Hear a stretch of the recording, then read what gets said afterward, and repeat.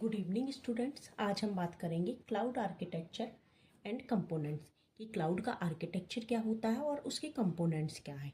Cloud architecture का मतलब है क्लाउड में एप्लीकेशन या सिस्टम को कुछ ऐसे डिज़ाइन करना या अरेंज करना जिसमें हम सर्विसेज का कैसे यूज हो रहा है ये पता कर सके, डेटा कहाँ रखा जा रहा है वो पता कर सके, यूजर्स का रिक्वेस्ट का फ्लो क्या होगा, सिक्योरिटी कैसे होगी, हम इन सारी चीज़ों की इंफॉर्मेशन ले सके। सबसे पहले इस आर्किटेक्चर में सबसे पहले आता है यूज़र या क्लाइंट भी कह सकते हैं हम इसको। फिर आता है इंटरनेट, क्योंकि हमें इंटरनेट सर्विसेज से ही हम अपने क्लाउड की सर्विसेज को एक्सेप्ट कर पाते हैं।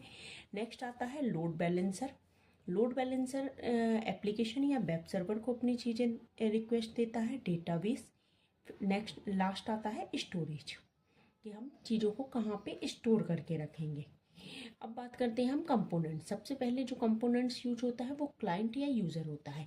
यूज़र क्लाउड एप्लीकेशन को रिक्वेस्ट भेजता है, जैसे मोबाइल ऐप, ब्राउज़र, डेस्कटॉप आदि। कोई ना कोई डिवाइस हमें चाहिए है रिक्वेस्ट भेजने के लिए, हम डायरेक्ट रिक्वेस्ट नहीं भेज सकते हैं, तो हमें किसी ऐप से थ्रू या कोई मोबाइल ऐप के थ्रू या ब्राउज़र के थ्रू या डेस्कटॉप ऐप के थ्रू हम क्लाउड एप्लीकेशन को रिक्वेस्ट भेजते हैं। नेक्स्ट आता है लोड बैलेंसर का काम होता है यूजर रिक्वेस्ट को मल्टीपल सर्वर में डिस्ट्रीब्यूट करता है। जो यूज़र ने जो रिक्वेस्ट दी है उसे मल्टीपल, एक से ज़्यादा सर्वर्स जो होते हैं उनमें डिस्ट्रीब्यूट करना उस रिक्वेस्ट को। इसे हम कहते हैं कि इससे क्या होता है, एक सर्वर के ऊपर ओवरलोड नहीं होता है। डिफरेंट सर्वर के ऊपर जब डिफरेंट वर्क डिस्ट्रीब्यूट हो जाता है तो वो सर्वर जो है ओवरलोड से बच जाता है, तो इसको हम कहते हैं लोड बैलेंसर। नेक्स्ट आता है कंप्यूट एप्लीकेशन का एक्चुअल कोड रन होता है। मतलब जो हमारा कोड है एक्चुअल कंडीशन में वो जो रन करने का जो काम होता है वो कंप्यूट होता है, मतलब प्रोसेसिंग करना एक तरह से हम कह सकते हैं, जैसे वर्चुअल मशीन के थ्रू हो सकती है। नेक्स्ट आता है नेटवर्किंग में डिफरेंट क्लाउड रिसोर्सेज को कनेक्ट करता है। एक से ज़्यादा अलग अलग जो क्लाउड की रिसोर्सेज है उन्हें आपस में जो कनेक्ट करने का काम होता है वो हम नेटवर्किंग के अंदर करते हैं, जैसे बीपीसी या वीनेट, subnets, routing, firewall, security groups, TC.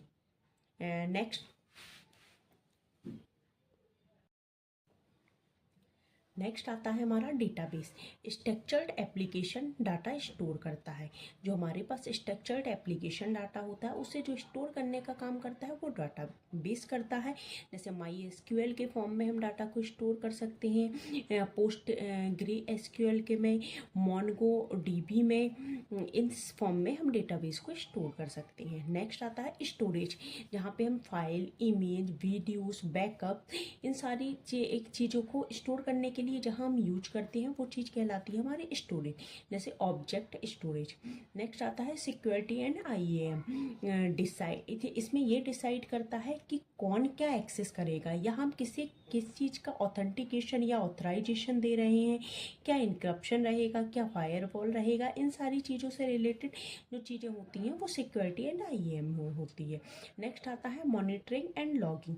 Application की health, error, CPU, memory, traffic, इन सारी चीज़ों को जो मॉनिटर करने का काम करता है वो मॉनिटरिंग एंड लॉगिंग में होता है। DNS मतलब domain name server. Domain name को एप्लीकेशन सर्वर के एड्रेस से कनेक्ट करने का जो काम करता है वो DNS करता है। जैसे myapp.com जाके लोड बैलेंसर से कनेक्ट हो रहा है। देखो सबसे अच्छा है, इसके लिए हम एक एग्जांपल ले सकते हैं। जैसे हमने ई-कॉमर्स वेबसाइट को क्लाउड पर बना रहे हैं, अगर हम किसी डिजिटल मार्केटिंग की कोई वेबसाइट है, जैसे ई-कॉमर्स जैसे हमारी फ्लिपकार्ट वगैरह रहती है, ऐसे बहुत सारी वेबसाइट मार्केट में आ रही हैं, उस तरह की कोई वेबसाइट को हम क्लाउड के ऊपर बना रहे हैं, तो सबसे पहले जो यूज़र होगा वो DNS को रिक्वेस्ट करेगा, मतलब डोमेन नेम सर्वर को। उसके बाद वो लोड बैलेंसर के पास रिक्वेस्ट देगा। लोड बैलेंसर क्या करेगा, जो इसने रिक्वेस्ट की है उसको एक मल्टीपल सर्वर में इक्वल फॉर्म में वर्क को डिवाइड कर देगा। फिर वेब एप्लीकेशन के ऊपर रिक्वेस्ट जाएगी, फिर डेटाबेस की रिक्वेस्ट जाएगी, फिर ये चीज़ जो डाटा रहेगा इसका वेब एप्लीकेशन का जो काम करना है वो डेटाबेस में स्टोर होगा, मतलब माई एसक्यूएल के फॉर्म में हो सकता है या अदर फॉर्म में हो सकता है।